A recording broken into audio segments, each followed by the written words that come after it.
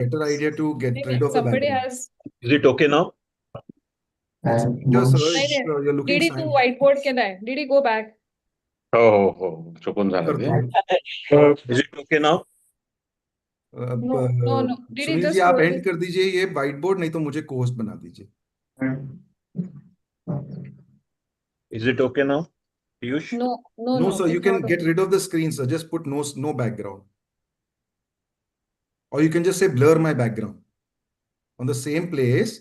now नीचे खाली जितने वीडियो है, if you hit the pop-up, it says blur my background. Sunil ji. Is it okay now? Sir, there is a whiteboard. Can you just close the whiteboard? You've started a whiteboard.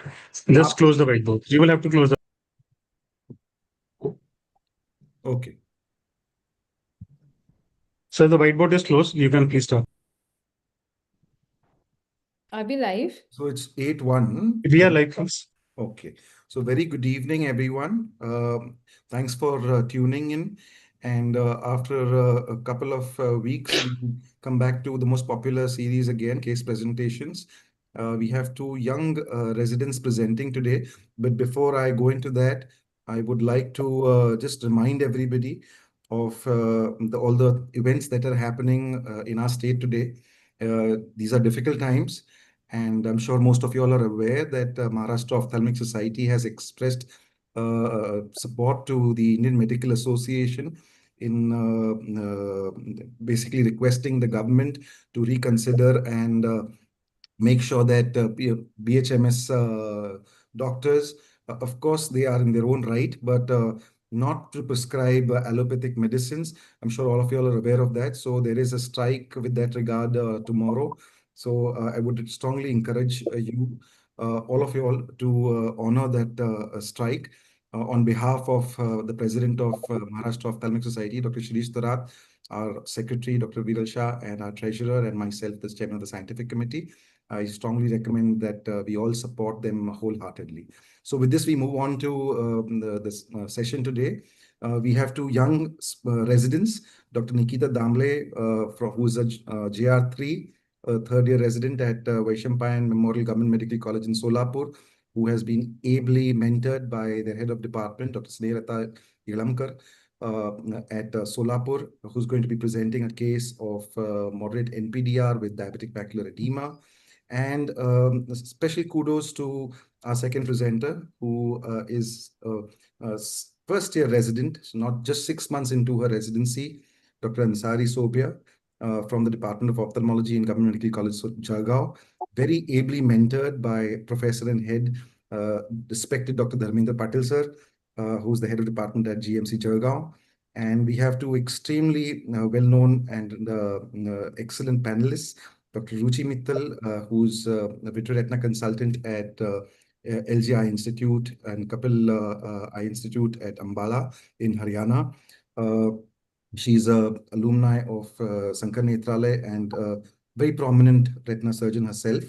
And of course, our own Dr. Shashank Banait, all the way from Vidarbha. So special thanks to both of you all to join in and guide our residents. Now the scheme over here is going to be 10 minutes of presentation or less, and then 20 minutes of question answer sessions where both of you all will be asking questions to our residents and teaching them if they make any mistakes. So with this, I hand it over to our series coordinator, Dr. Archana Vare and Dr. Sumit Lahane, who take all the efforts to put everything together. So hello everyone, and before we start, I wish everyone a very happy Guru Purnima, and I request Dr. Nikita Damle to share her screen and start presenting. Yes, ma'am. Thank you.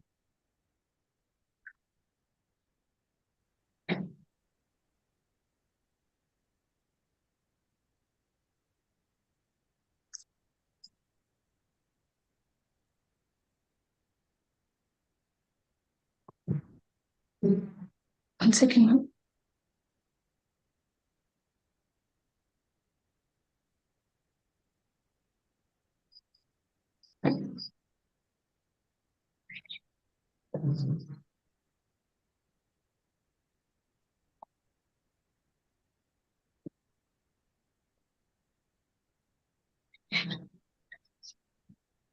Nikita, you'll have to open your presentation and then select on that when you, yes.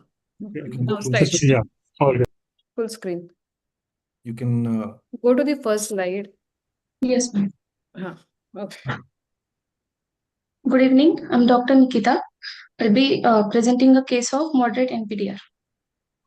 A 45-year-old male, resident of Nai Zindagi, Solapur, driver by occupation, came to ophthalmology OPD with chief complaints of diminution of vision in both eyes since 2 months. Patient was apparently all right 2 months back when he noticed diminution of vision in both eyes, which was gradual in onset, painless, and progressive in nature to reach present state. No history of frequent change of spectacles, no history of colored halos, glare, and seeing multiple images, no history of seeing distorted shape of familiar objects, no history of floaters, no history of diminution of vision in night, no history of bleeding gums and other bleeding tendencies, no history of any ocular surgery, no history of previous trauma, and history of topical medications. Past history: patient is a known case of diabetes mellitus since 10 years and is taking oral hypoglycemic drugs. No history of hypertension, tuberculosis, and bronchial asthma. Family history not significant. Personal history: sleep normal, appetite normal, bowel bladder habits normal, no addictions. General examination and systemic examination were within normal limits. Visual acuity of right eye, unaided visual acuity 6/60, improving to 6/36 with pinhole. Best corrected visual acuity 6/24 with plus 7.5 diopter sphere. Near vision N10. Left eye unaided visual acuity 6/36, improvement to 6/18 with pinhole. Best corrected visual acuity 6/18 with plus 0.5 diopter sphere. Near vision N10. Ocular examination: head posture, facial symmetry, eye alignment normal, extraocular movements full and free in all directions of gaze. Now eyebrow, eyelids, eyelashes of both eyes were normal. Conjunctiva normal in both eyes. Cornea normal size, shape, surface regular, shiny, transparent. Corneal sensations present in all the quadrants. Anterior chamber normal in depth and contents. Van Herrick's grade 4. Iris color pattern normal. Pupil single, normal size, round, regular, briskly reacting to light. Lens nuclear cataract grade 1. Intraocular pressure was 17.3 millimeters of mercury with 5.5 gram weight on Sheward's tonometry and SAC patent in both eyes. Fundus examination, describing right eye first. On distant direct ophthalmoscopy, media was hazy. On direct ophthalmoscopy, media hazy due to nuclear cataract. Disc normal size, shape, color with cup disc ratio of 0.3, distinct margins and healthy neuroretinal rim. Blood vessels arise from center of the disc, branching dichotomously. Veins are dilated, tortuous, venous fullness present with arteriovenous ratio of 2:4. Multiple dot and blot hemorrhages present in all 4 quadrants. Flame-shaped hemorrhages seen in all the quadrants. Hard exudate seen half disc diameter temporal to the disc and inferotemporal to macula. Cotton wool spots are seen superiorly 2.5 disc diameter away from the disc and inferiorly 2 disc diameter away from disc. Microaneurysms multiple seen in all quadrants and around macula. Microaneurysms and hard exudates are present around macula and foveal reflex was not seen. This is the fundus photo of right eye, where we can see multiple dot and blot hemorrhages in all quadrants, cotton wool spots here, and flame-shaped hemorrhages. And hard exudates were present around the macula. Now describing left eye, on distant direct ophthalmoscopy, media was hazy. On direct ophthalmoscopy, media hazy due to nuclear cataract. Disc normal in size, shape, color with cup disc ratio of 0.3, distinct margins and healthy neuroretinal rim. Blood vessels arise from center of the disc, branching dichotomously. Veins are dilated, tortuous, and venous fullness present. Arteriovenous ratio 2:4. Multiple dot and blot hemorrhages seen in all the quadrants. Flame-shaped hemorrhages are seen superotemporal to disc, 1 disc diameter away from the disc and at inferotemporal margin of the disc. Hard exudates are seen superotemporal and inferotemporal to the macula. Cotton wool spots are seen superotemporal to the disc, 1 diameter away from the disc, and inferotemporal to the disc. Microaneurysms, multiple, seen in and around macula. Microaneurysms and hard exudates are present around macula, and foveal reflex was not seen. This is the fundus image of left eye, where we can see microaneurysms, where we can see hard exudates near the macula, cotton wool spots, and flame-shaped hemorrhages. This is the OCT picture of right eye showing macular edema, and this is of left eye. Provisional diagnosis, both eye moderate to severe non-proliferative diabetic retinopathy with clinically significant macular edema with immature senile cataract in a known case of diabetes mellitus. Thank you. Dr. Nikita, can you please stop sharing your screen? Okay, so good presentation, Dr. Nikita. And now I invite Dr. Ruchi ma'am to ask questions to Dr. Nikita. Nikita, good presentation. I think you can hear me. Yes, ma'am. Okay. Presentation was very crisp and good. I just first of all, I want to ask the way you described the fundus picture. You mentioned flame-shaped hemorrhages and cotton wool spots as well. Did the patient had hypertension also? No, ma'am. Okay. There wasn't any history, or the patient didn't give the history. Usually, patients generally don't give the history of hypertension. Because if you are seeing in a fundus picture along with hard exudates, cotton wool spots, and flame-shaped hemorrhages, they kind of suggest some kind of ischemic changes are also taking place. That's why Yes. History of hypertension has to be elicited, because generally patients don't tell about the Yes, blood okay. pressure. Okay, ma'am. Okay. So CSME is the classification, very old classification, right? That EDTRS Yes. classification. So what classification do we follow now? I mean, any other classification do you know about macular Yes, edema? ma'am. Diabetic macular edema. One is international classification, then OCT-based classification is there. Yes, yes, yes. So diabetic macular edema international classification says what? Macular edema present, There's macular edema macular edema present and absent. If correct, present, it is divided in mild, moderate, and severe. correct, correct, correct. Okay. Why this becomes important? Macular edema, why we want to use the classification, which is this classification is generally accepted classification, and macular edema present and absent, mild, moderate, severe, it helps in deciding the management. And if the patient is having macular edema, what type of investigations will you order? I mean, ask for. First is OCT. No, systemic investigations. OCT, though you are telling me, no, the patient is having. Okay, so fasting and postprandial sugars, then HbA1c, then you have to check for lipid levels in patient to know for associated any systemic disease. Then should check BP of patient.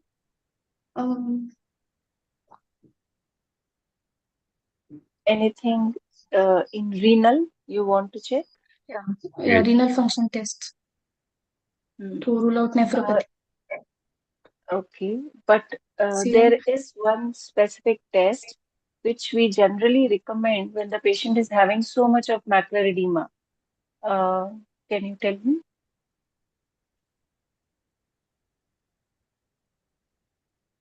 It's 24-hour urine microalbumin test. It's a very early test which suggests that that's a very, very early test to pick up any renal involvement. And if the patient is having that much degree of macular edema, we should advise this test, either 24-hour urine protein, or nowadays we do serum microalbumin test. That's a single shot test. So that's a very good predictor and marker for this.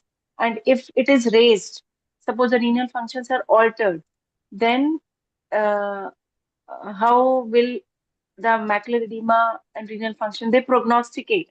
Are they related, complementary to each other? Yes, ma'am. You got my question? Yes, ma'am.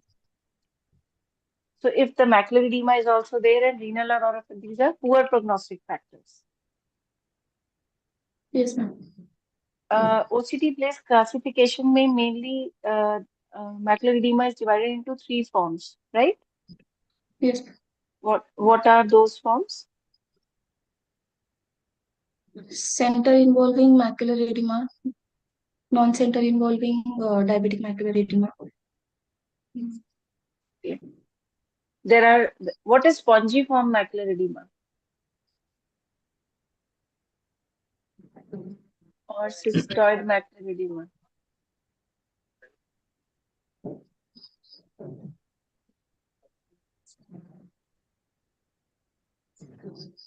Okay, what are the risk factors you should look for when you see a patient of moderate NPDR? What are the risk factors? Associated systemic diseases like hypertension, hyperlipidemia,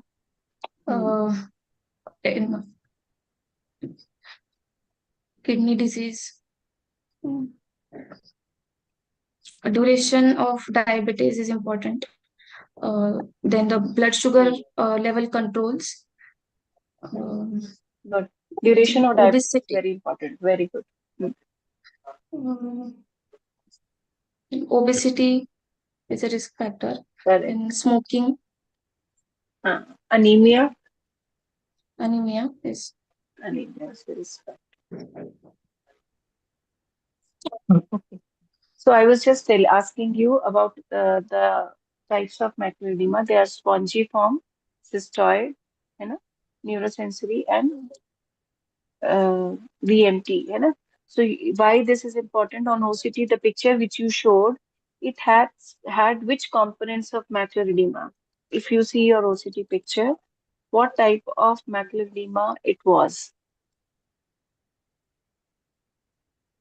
Will that macular edema respond to anti-VEGF? The picture which you showed? It is cystoid macular edema. Okay. So will it respond to anti-VEGF or you want to give intravitreal steroids? What are the indications? When do you think, okay, maybe this patient will respond more to steroids than anti-VEGF? Is there any situation where you think in a case of, in this case particularly, patient will respond to anti-VEGF? You are very right. Yes. Because the patient has more spongiform and cystoid macular edema, so he will very well respond to anti-VEGF. Yes. But if the patient was having neurosensory detachment, that means a pocket of NST was also there, then maybe steroid could be a better choice. Okay? Yes. But then there are in many other conditions also. Just seeing the OCT picture, you will not decide that you have to give steroid or so, but there are some other conditions also. Okay. I would like to ask, request Dr. Shashank sir to ask questions to Dr. Nikita. Yeah. Thank you, Dr. Archana. Nikita, overall, can you hear me? Yes, sir. Yeah, Nikita, overall, it was a very good presentation. A few questions that one would like to know and delve into. Number one is that you said how old is your patient? 45-year-old. 45-year-old. So, and he has only grade 1 nuclear sclerosis, right? Yes. So what explains that the haziness of the media? Does he also have a corneal pathology? No, sir. In NS1 45-year-old gentleman, we would expect the media to be clear, right? Yes, sir. But in this patient, in both the eyes, you're saying that the media is hazy.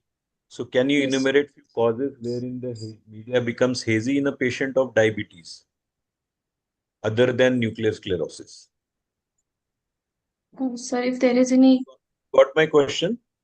Yes, sir. The media is hazy. In this patient, it is nuclear sclerosis. But otherwise, if other than nuclear sclerosis, what could be the causes of hazy media in a patient who has diabetes? Sir, any corneal pathology like Yes. superficial punctate keratopathy. Okay. Then in retina, if vitreous hemorrhage is there. Okay. Then cataractus So you changes did, of lens. sorry. Please go ahead. Go ahead. Does Um, intraocular pressure have an effect on the media haziness or media clarity? yes, sir. How much is your patient's intraocular pressure? 17.3, sir. So that is intraocular pressure is normal. And Yes. he has only grade 1 nuclear sclerosis. But what explains the hazy media then?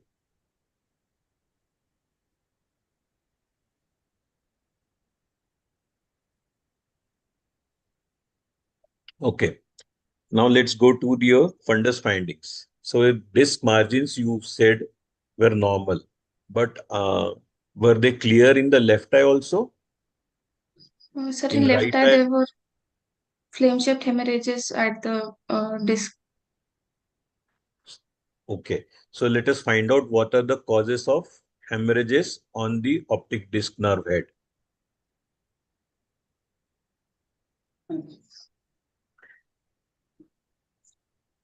What are the causes of hemorrhages on the optic disc?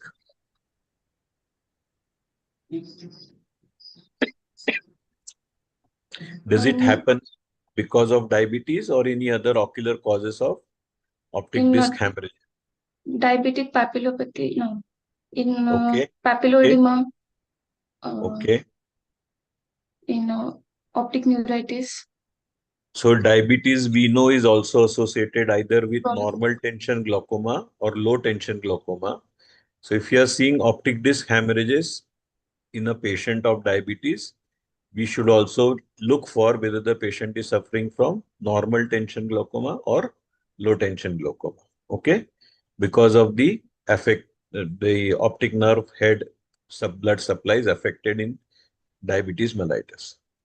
Okay, did you perform any special eye tests, macular function test in this patient? Macular function test. Dr. Achana, please let me know when the time is up. Okay. Yes, sir. Yes, sir. Yeah. So did you perform any special eye tests, the macular function test?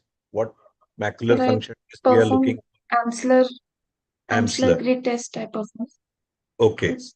So what do you expect to get in a patient who has diabetic macular edema on Amsler's grid?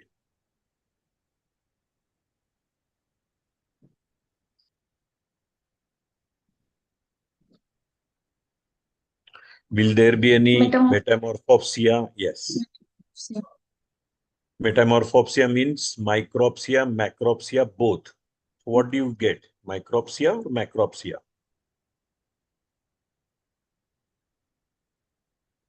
And when do you get micropsia versus when do you get macropsia in macular edema? What are the causes of macropsia versus micropsia in diabetic macular edema? Some anatomical explanation? It leads to misalignment of layers. Yes. In There is crowding of photoreceptors. That is the term that we use. So crowding of photoreceptors and other spaces, the photoreceptor spaces will be more. The distance will be more. That is the origin of macropsia versus micropsia. So now you are living in Solapur and the patient seems to be from a lower social middle, lower socioeconomic strata. Do you not think anemia should be looked into for this patient? yes, sir.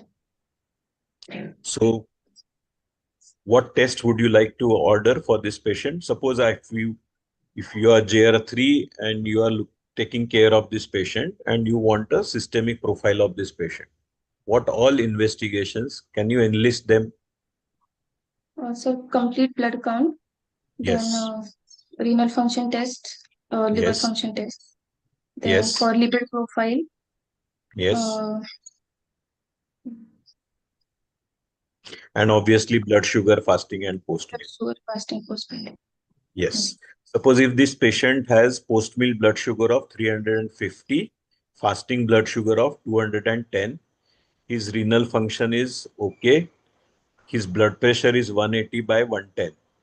Would you like to proceed with giving intravitreal injection, or would you like to do something else? I have told you these are the results of your investigations. How would you like to proceed now? Blood pressure is 180 by 110.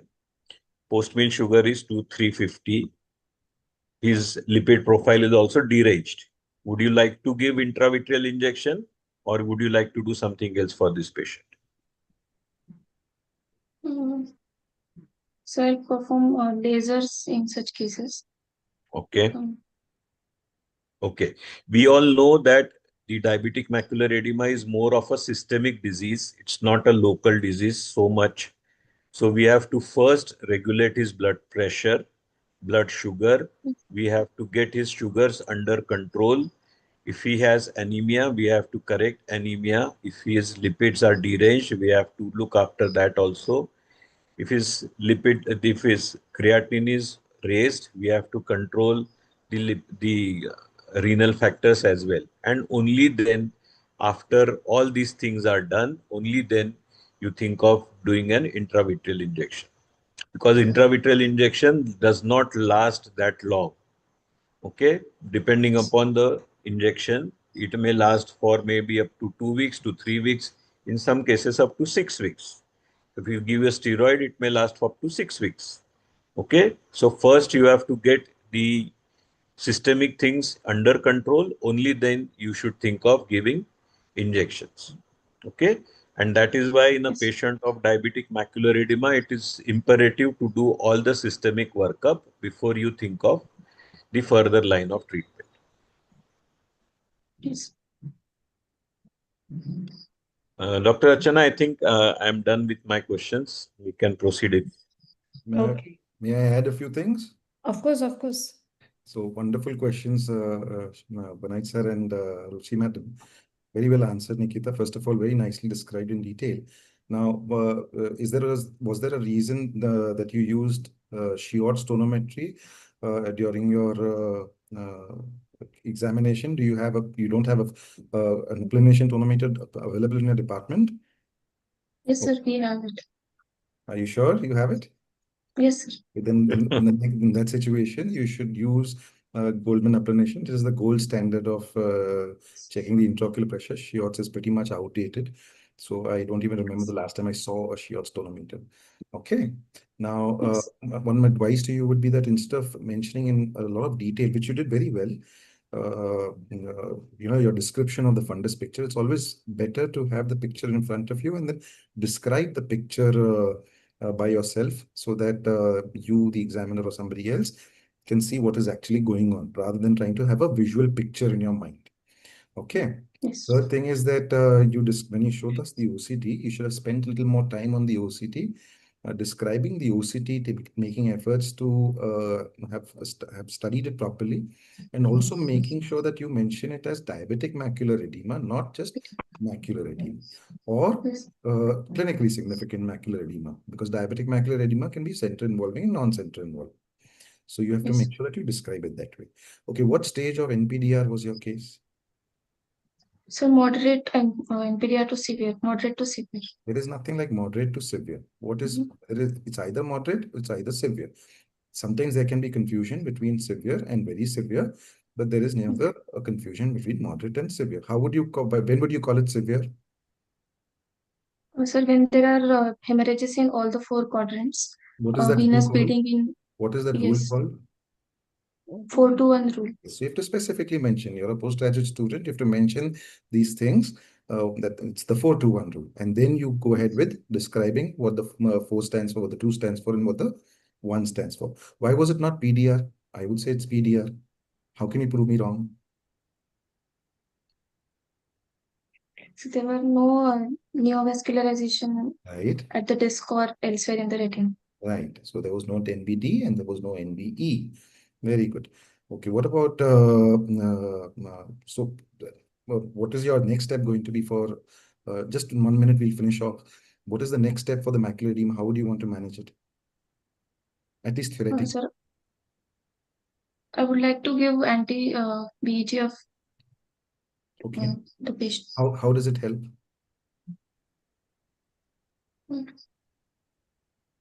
It will reduce angiogenesis.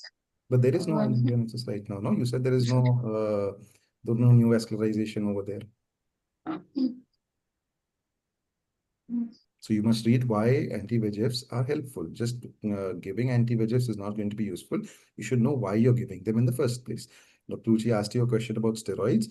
Remember, the first mode of treatment in such situations is always going to be an anti-VEGF.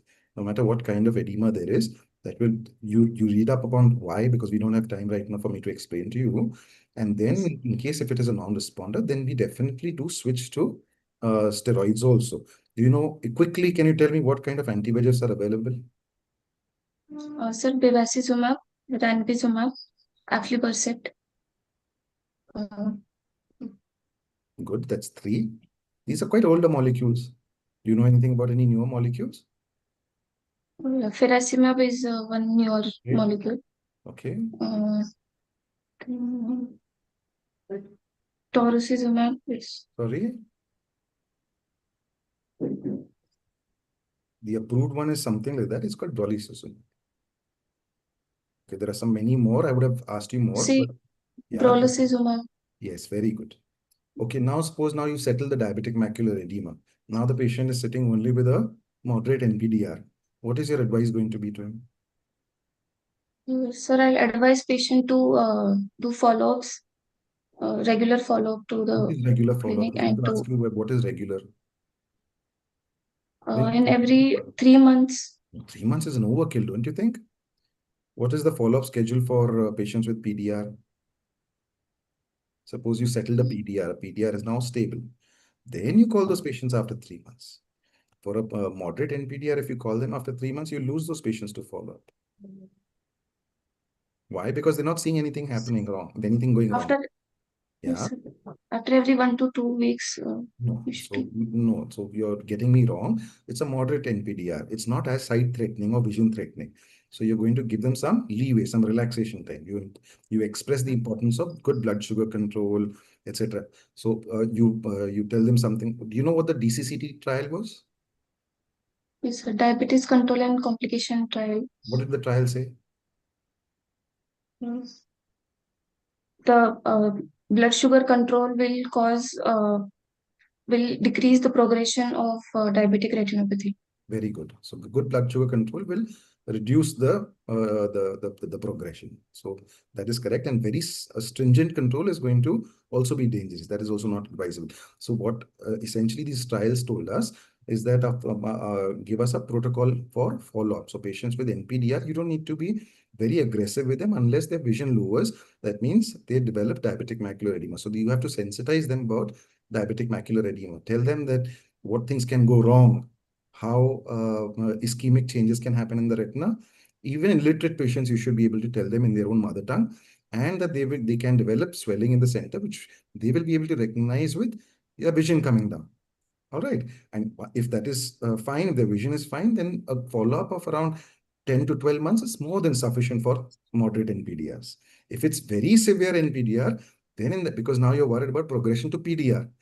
And if you're not treating those patients, if you have patients from far-flung places who are not going to follow up, then you many a times treat very severe NPDRs also. But otherwise, you call them every 4 months. Or PDR patients, once they're stabilized, those patients you call after 3 months. Okay. Okay, so very well answered. I'll just hand it over to Dr. Professor Ware, so we can move to the next case. Yeah, and Nikita, I mean, with so many points, I'll also add one small point that you have missed the diagnosis of hypermetropia. So when you said that patient has improved vision with plus 0.75 diopters, so in your final diagnosis, you have to mention that patient had hypermetropia as well. Okay, so with this nice discussion, now we'll go ahead with the second case, and the second presenter is Dr. Sobia Ansari, and she's JR1, and it is I mean, for the first time in the history of Government Medical College Jalgaon, they have started the post graduation in ophthalmology. So she is, there are 3 seats now, and she is one of the 3 candidates who has taken admission to GMC Jalgaon. So I request Dr. Sobia to start her presentation. Sobia, please share your screen and start presenting. Hello, yes, good evening, ma'am. I would like to sincerely begin by thanking MOS and all the dear faculties at Government Medical College and Hospital Jalgaon. So I'll begin my presentation.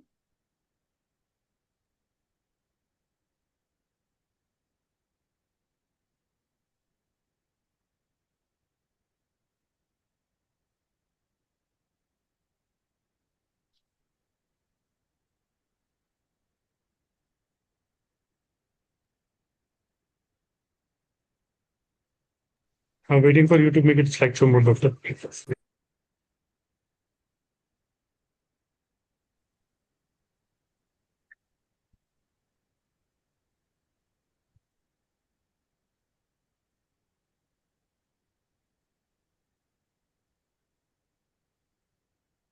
Hello? आवाज नहीं आ रही। हाँ। You can Hello. click the play button below.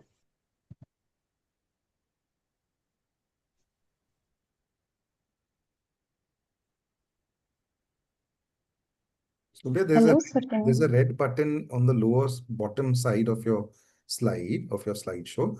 Yes, sir. Just play. Just try that. Okay, sir. So can you see me? Yes, Yes, please. yes, we can see. Okay. So good evening to everybody. I would like to present my case. A 10-year-old boy came to ophthalmology OPD with chief complaints of diminution in vision in both eyes since 5 years. History was narrated by parents. The patient was apparently all right 5 years back when his parents noticed diminution of vision in both eyes more during daytime, which was gradual in onset and progressive in nature. His mother reported progressive diminution in his vision. Progressive diminution in vision and inability to distinguish between faces and colors and reading from blackboard in school.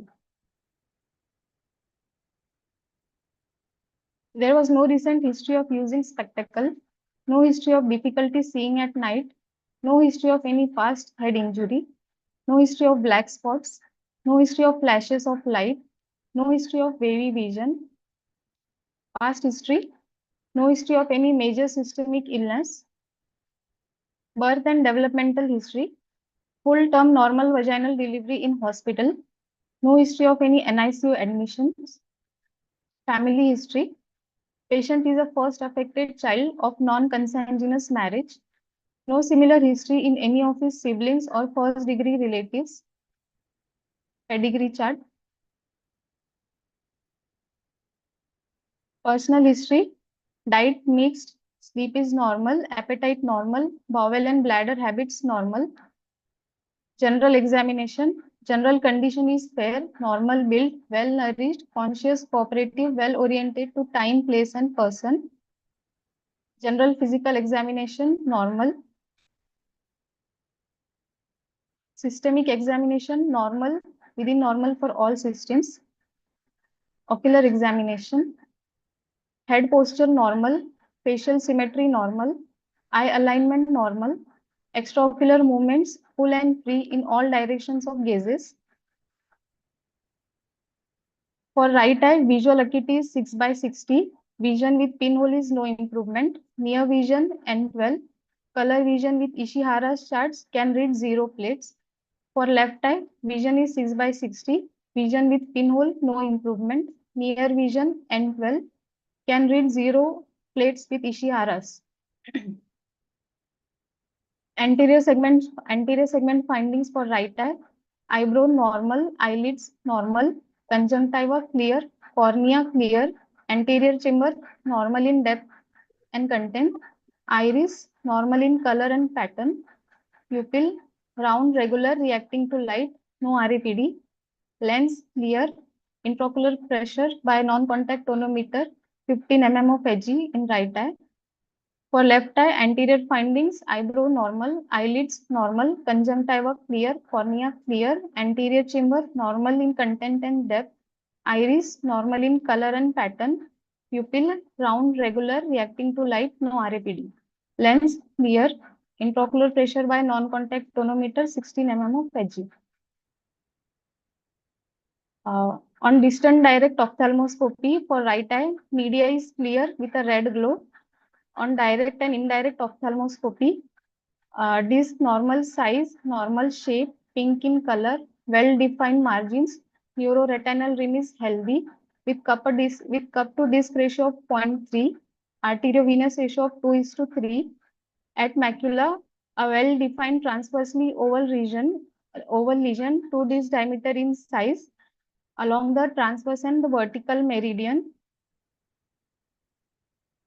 Retinal pigment epithelium atrophy and hyperpigmentation suggestive of bronze beaten appearance. Periphery relatively appears to be normal. For left eye, on distant direct ophthalmoscopy, red glow with clear media.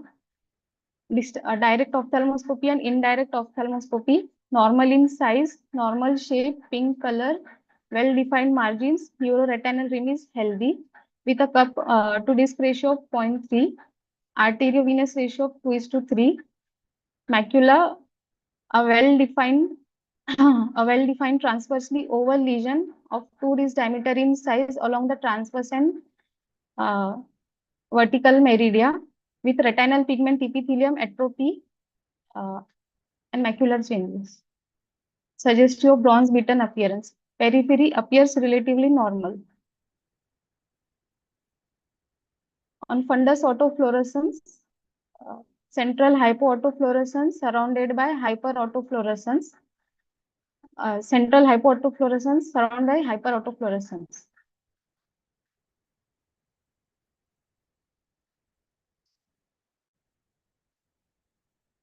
Fundus autofluorescence for left eye, central hypoautofluorescence surrounded by hyperautofluorescence. So my diagnosis is macular dystrophy, most likely to be Stargardt's disease.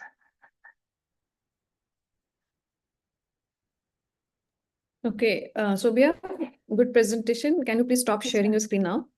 Yes, ma'am. Yes, ma'am. Okay, Dr. Ruchi, ma'am. Yeah, ma'am, Yeah. please ask. Sophia very nicely explained the fundus picture. Yes, ma'am. I would just like to ask you again, can you explain the FAS picture again? Yes, And ma'am. how do you explain that hypoauto and hyperautofluorescence? Ma'am, on fundus autofluorescence, centrally hypoautofluorescence because of retinal pigment epithelium atrophy and followed by secondary photoreceptor loss. It is surrounded by hyperautofluorescence because of lipofuscin accumulation. Yes, very good. It's because of lipofuscin. Lipofuscin accumulation. Yes, yes. So you didn't perform OCT on this patient? No, ma'am. OCT facility is not available at our hospital. Okay. But do you know what are the any characteristic OCT feature in this childhood Stargardt? Yes, ma'am. On OCT, there will be thinning of the outer retinal layers, retinal pigment epithelium, photoreceptors, Yes, yes, and very good. in later stages, there will be macular atrophy. Okay. You said the color vision was also not there, and in the fundus photo, you just see that foveal reflex is not Not present. present. What picture? The picture which I see, which you shared, classical bronze metal appearance is not appreciated. But can it not be cone dystrophy? Yes, ma'am. It can be cone dystrophy. So because you said their color vision is also not there, no? So Yes, ma'am. It can be cone dystrophy. it can be cone dystrophy. Achha, and there were no flecks noted.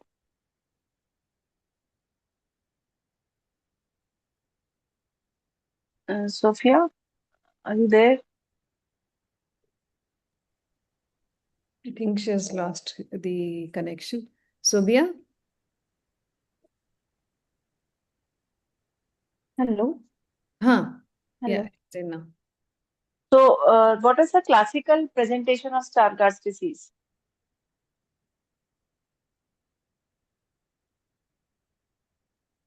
I think our internet is unstable.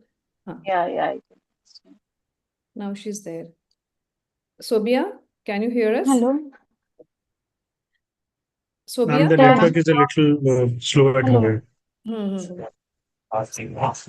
Ma'am, you can ask her Hello, now. ma'am.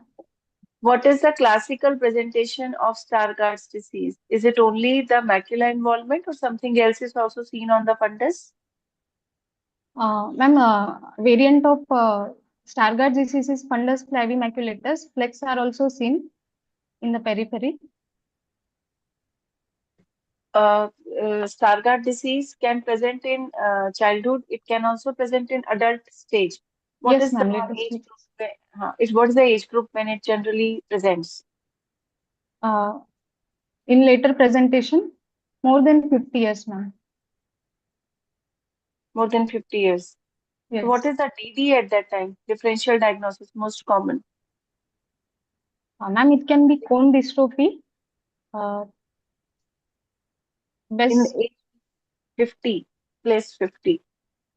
yes, ma'am. Pattern dystrophy, Best disease.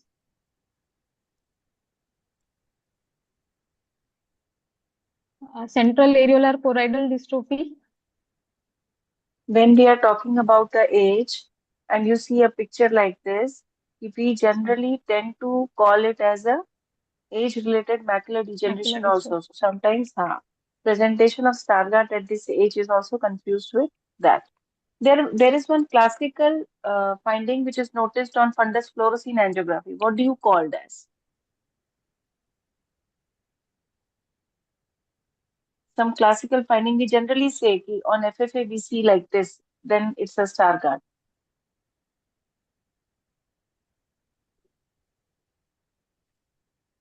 It's the silent choroid. Choroid, on Yeah, we say fundus na fluorescein silent choroid. angiography. Yes, Yeah, silent we choroids. say silent choroid. Can you tell me why it is silent? Any And reason? because lipofuscin gets accumulated in retinal pigment epithelial layer, so there is masking of choroidal fluorescence. Which gene you have read little bit about gene also? Yes, ma'am. Yes, ABCA4 gene gets mutated. Correct. ABCA4 gene is mutated. Very good. I think I'm done. Sir can ask. Thank you, ma'am. Very nicely presented, Sobia. And Thank you. I mean, she's just 6 months old in residency, so And very well versed she's well read. with the subject. Very nice. Yeah. Very nice. Thank you. I request Shashank sir to ask questions to Dr. Sobia. Yeah. Thank you, Dr. Archana. Yeah, Subia, overall, a very good presentation. And given that you are probably the first batch of residents, I think it is commendable. Just a few questions that I would like to ask you is on Ishihara, the first plate, that is number 12, is Yes, sir. written there. Yes, sir. So we know that everybody should be able to see that, Yes, sir. but your patient is not able to see that first plate as well. Yes, Can you sir. explain? Yes, sir. It can also be patient was not much cooperative, and also in other terms, it can also be total color blindness can be termed as. Okay. If it is total color blindness, then the patient would have had nystagmus as well. Yes, But sir. he was reading 6/60. Yes, sir. So, in absence of nystagmus, I think we would not give that much credence to the total color blindness Color. thing. Okay. So, Yes, you're sir. sure the patient did not have nystagmus, right? Yes, sir. Patient did not have nystagmus. Okay. Your patient is 10 years old. Yes, sir. How did you take his vision? Sir, distant vision by Snellens. And near Okay. vision was taken by Roman's test types. Okay. Okay. And did you perform any retinoscopy for this patient? No, sir. Should you be performing retinoscopy? A child who is 10 Yes. years old, what kind of retinoscopy would you like to perform? Would you like to do a wet retinoscopy or a dry retinoscopy?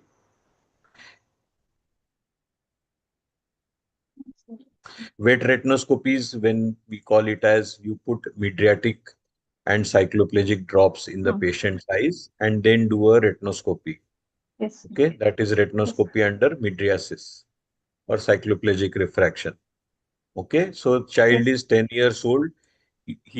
They tend to have very strong tendency for accommodation. So we may not get the correct reading on retinoscopy if you don't dilate the eyes. So we have to do a cycloplegic refraction. And maybe your patient may be little more hypermetropic than you actually see. And that is why you should perform retinoscopy. Okay. So all patients, it is mandatory to perform retinoscopy, particularly in the pediatric age group. It's must to perform retinoscopy. Okay. Yes. And because you have already examining the patient's fundus, it is because you are going to dilate the patient, no, for fundus Yes, sir. examination, better to do retinoscopy and then dilate. And then again repeat after dilatation. Yes. Okay, so we'll know the difference between the dry and the wet type of retinoscopy. Okay, Yes. so what is the risk of other siblings being affected? Sir, there's a 25% chance of other sibling being affected and rest 50% being carrier, Okay, as it is now an this is autosomal the recessive disease. the eldest child in the family, right? Yes, sir. So how would you monitor the other children in the family? Sir, by genetic testing Okay. for Okay, ABCA4 gene. okay. But do you have a cure for that disease? No, sir. As such, there is no US FDA approved drug for Stargardt's disease. Patient can be given supportive as well as symptomatic care. Okay, okay. So now because there is no cure, probably genetic testing and these are academic exercises which probably are going to put more burden on the family, which is affected by a child who does not have very good vision. So what would you like to do this for this child? He's Sir, just 10 years. first, I would like to give symptomatic management. Dark goggles to be provided. Dark tinted goggles. I will counsel about to avoid vitamin A supplements. Okay. And for vision, low vision aids can be given. Okay. Should he be sent to normal school or should he be sent to the schools which are there for visually Yes, sir. handicapped? Yes, sir. Schools which have Can he special. continue normal education? Can you, or do No, you sir. need? Certain modifications need to be done. So child should be sent to specially school. Visually school. Okay, okay. And what type of fundus photograph have you taken? Do you know the name for that fundus photograph? You can see some dark shadows also in that fundus photograph. What are they?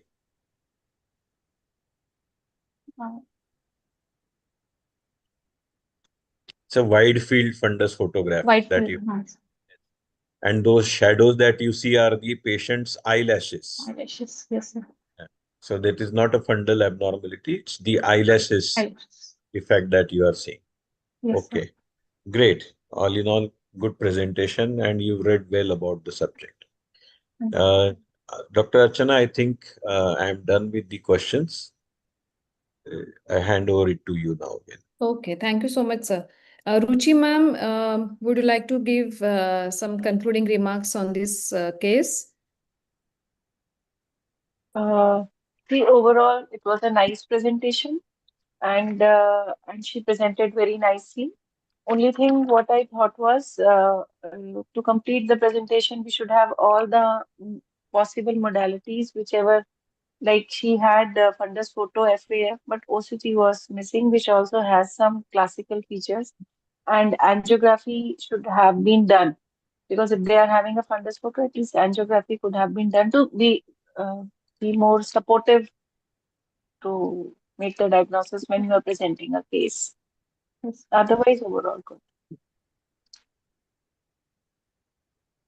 Thank you so much, ma'am. So with that, we come to the end of this session, and I thank Dr. Snehal Yeramkar, HOD at Solapur Medical College, and Dr. Nikita, as well as Dr. Dharmendra Patil, Professor and Head Department of Ophthalmology at GMC Jalgaon, and Dr. Sobia for their cases.